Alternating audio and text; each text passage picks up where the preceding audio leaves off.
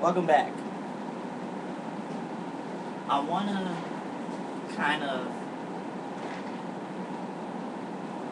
say, I want to talk about the change that we are entering. And I'll get to the BYU story next segment. We're in a change right now, and we're not seeing this in just college football. We're seeing this in the NFL. We are in a period of change. You know, I'm not going to go into politics and stuff, but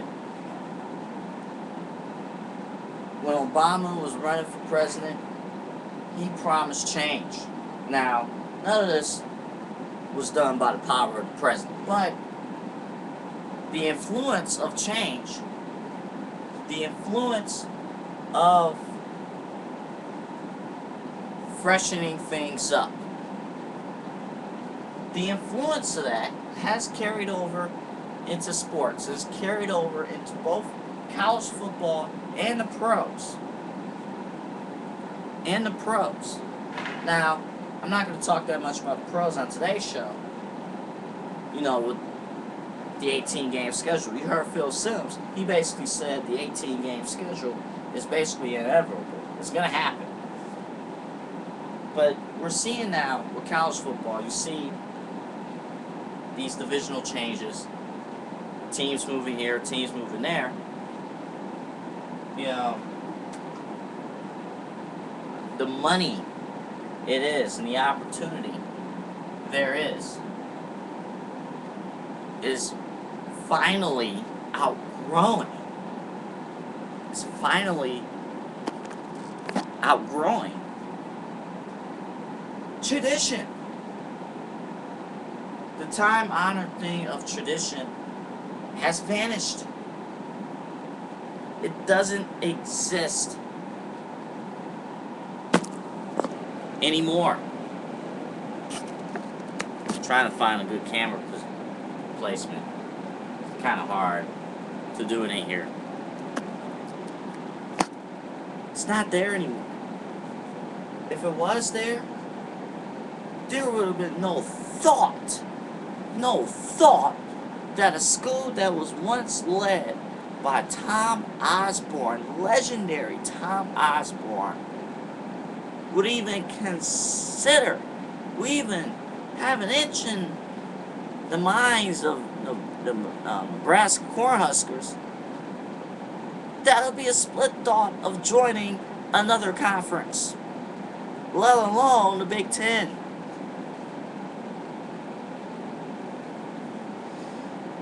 But they was ahead of the game. They was ahead of the game. When you hear talks of a possibility that Texas Tech, Texas A&M, Oklahoma State can all join one conference, or will all leave the Big 12, there's not any room for reliance. You got to make your move. Nebraska did that. But I want to get back to the way the schedule. The schedule is pretty straightforward. I actually like the way the Big Ten has done this. You know, this is probably the most fairest way. You want your... I know it's going to be complaints that probably Michigan, Ohio State might have a meaningless regular season game at the end, and then preluding to their Big Ten title. First off, Michigan has to get back into the ranks that they once were to be at that point. But you know, eventually it's going to happen.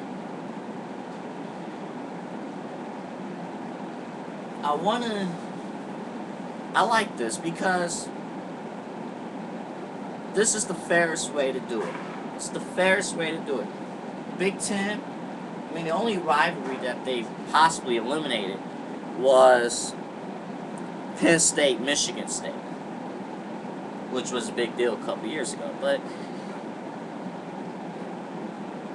that's going to happen. But the moneymaker was Ohio State, Michigan. That's not gone. And at least for next year, for 2011, and for 2012. I really like it because you're gonna see variety in the schedule, but also the Big Ten has done an excellent job of maintaining a cross rivalry. Now, I'm sure Michigan State fans are not excited to be facing Indiana every year. They probably are, because they know that's going to be a guaranteed victory. You know, and not, you're going to hear talks of, you know, strength of schedule and that stuff, but this is a big deal. Ohio State, Michigan, keep that. Penn State, Nebraska, the two latest schools to join the Big Ten. Two latest schools. The other ones, so out of the 6 matchups, the 6 cross matchups, those two were the ones that had the most attention, bar none, by far. And again, the other ones, Purdue, Iowa, some years is going to be a big matchup. Wisconsin, Minnesota, Illinois, Northwestern. Big news, ladies and gentlemen. You know, I may not like that things are going to change, but we gotta accept it. We gotta accept it. And all of this, yes, for the fans, but it's about money. That's the part I don't like. It's about money. It is. It's unbelievable. When we come back, the Big Ten, with the situation that they had, they actually done the best job they can. Each team in their divisions will face each other. You need that. You need to face different teams in rotation. Now, how that's going to be done, we don't know yet. We don't know if it's going to be a straight for scheduling type thing with the rotation of those two schools. You know, will the top team in one division not be able to face the bottom team in the other? We don't know how that's going to go.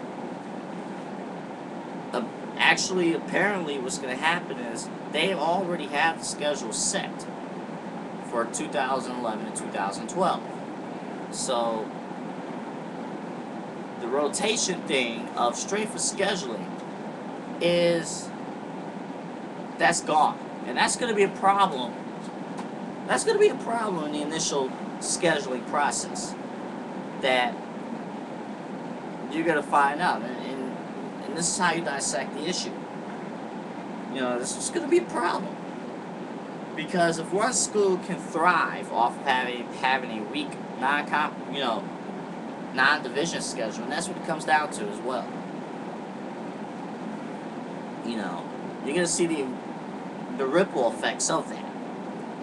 Now, when we come back, but other than that, Big Ten made the right decisions. When we come back, I want to talk about BYU, the church-owned school who, after this year, has decided to go independent. They have decided to leave the Mountain West, go independent in football, go to the West Coast Conference in every other sport.